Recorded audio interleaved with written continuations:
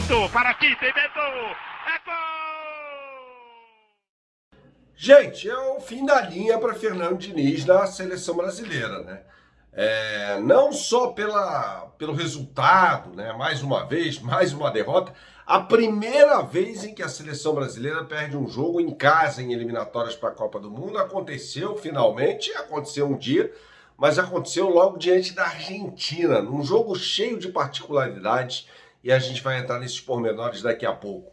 Mas eu queria começar pelo final, dizendo justamente que esse tem que ser o fim de Fernando Diniz na seleção brasileira, que ele claramente não tem condições de dirigir uma seleção.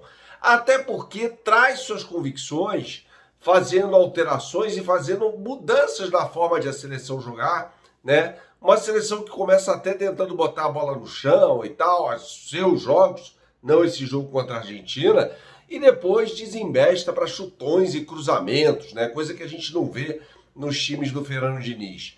Foi um jogo horroroso esse entre Brasil e Argentina. O jogo no primeiro tempo não existiu. Eu vou pular a análise do primeiro tempo, ou melhor, pularia a análise do primeiro tempo, não fosse o quebra-pau no Maracanã. Eu disse por aqui que esse jogo precisava de divisão de torcida, né? E aí o Coronel Ferreira, né, que era o responsável pelo BEP, Batalhão Especial de Policiamento de Estádios, até falou sobre isso na entrevista ao repórter Felipe Brizola, do Sport TV, durante o intervalo do jogo, que a logística de venda de ingressos, ou seja, o responsável pelo evento, fez errado, porque acabou negociando os ingressos mistos, né? E não poderia ser assim, deveria ter havido uma divisão. É Brasil e Argentina, gente. Não tem como ficar todo mundo junto, né? Ah, mas na Copa do Mundo é assim. Não dá. Não dá para ficar todo mundo junto, não. Eu sou contra. Acho que deveria haver uma divisão de torcidas, sim.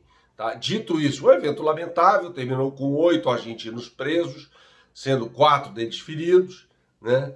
Mas um episódio lamentável, repugnante, aquela coisa toda que a gente está cansado de falar.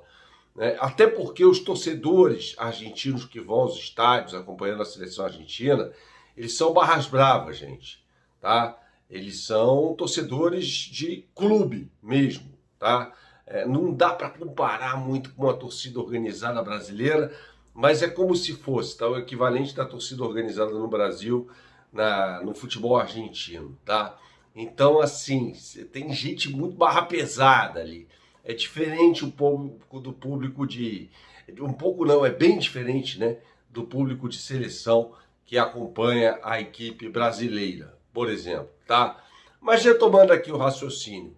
Fernando Diniz, ele começa o jogo com a seleção numa pilha danada, né? Faltas. A seleção brasileira cometeu 16 faltas só no primeiro tempo, um número muito alto, né? E eu sempre falei aqui sobre a falta de meio de campo da seleção brasileira. 2 jogadores para jogar no meio de campo, né? André e Bruno Guimarães, tem 2 cabeças de área. O André no Fluminense é um volante e o Bruno Guimarães no Newcastle também. Então você não tem criatividade no meio de campo, né? Fica tudo nas costas do Rodrigo, que é o jogador que é obrigado a voltar, a sair da linha ofensiva para vir buscar o jogo no meio de campo e acaba dando em nada, né? Então é muito mal armada essa seleção com os 2 pontos. O Rafinha, que para mim fez um jogo horrível, o Gabriel Martinelli, que perdeu a grande chance da seleção brasileira na partida, e o Gabriel Jesus absolutamente inoperante, né? Eu não entendo por quê. Não que o Endrick fosse salvar a lavoura, fosse ser o cara que ia fazer gols e fazer com que a seleção brasileira não chegasse a essa sequência pífia, ridícula, de 3 jogos consecutivos com derrotas, né, em eliminatórios para a Copa do Mundo, uma coisa patética. Mas, por que não colocar o garoto antes, né? Demora muito para fazer alterações o Fernando Diniz. Mais uma vez, mexeu tardiamente, depois que a Argentina marcou o seu gol, no momento que o Brasil até era ligeiramente superior no jogo, ligeiramente superior na partida, né?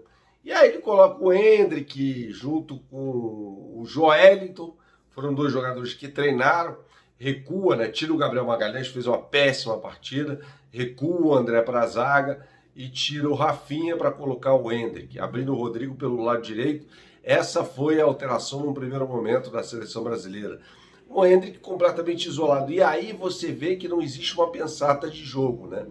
Porque começaram a cruzar a bola para a área, gente. Não vai adiantar nada. Aquele cruzamento que vem na intermediária, se fosse um cruzamento do fundo para trás, você ainda consegue levar algum perigo à defesa adversária. Mas esse cruzamento da intermediária não leva nada a lugar nenhum, né? Você pega a defesa adversária de frente para a bola, né? Vai levar vantagem o tempo todo sobre o atacante, né? Depois ele coloca o Veiga tardiamente também, e o Joelinton faz aquela burrice, né? Expulso após agredir ali o Depou, que valorizou um pouco, né? Mas é impressionante, né? Como o jogador argentino, nesse caso o Depou, que está em todas as partes do banco, fez uma grande partida, partes do campo, melhor dizendo, fez uma grande partida. Ele conseguiu na malandragem ali 2 cartões amarelos contra jogadores brasileiros, Rafinha e Gabriel Jesus, e a expulsão, cavou a expulsão do Joelinton, né? Então, além de ser ruim de bola, essa seleção brasileira é ingênua, né? Porque caiu na malandragem do jogador argentino. Ora, esses caras todos jogam na Europa, né? Então é muita ingenuidade. É um Brasil que vai precisar de um técnico, gente. Todas as informações levam a Carlo Ancelotti, mas com Fernando Diniz não vai dar mais. Lembrando que a hora de mudar é agora. Afinal de contas, o Brasil vai ter 2 amistosos contra Inglaterra e Espanha em março, tem a Copa América em junho e julho, e depois só volta a jogar pelas eliminatórias em setembro do ano que vem. Então a hora de mudar é agora. Ah, Bernardo, qual o técnico que você indica? Eu não indico técnico. Eu só acho que a crise de treinadores no futebol brasileiro é muito grande. É muito grande. O melhor técnico brasileiro disparado está dirigindo o Flamengo, que é o Tite. Disparado, disparado. Já falava sobre isso aqui. As pessoas iam sentir falta do Tite e só iam se dar conta disso depois que ele tivesse saído, e foi o que de fato aconteceu. A seleção brasileira precisa de um técnico estrangeiro. Espero que seja o Carlo Ancelotti. Saudações, até a próxima e tchau, tchau.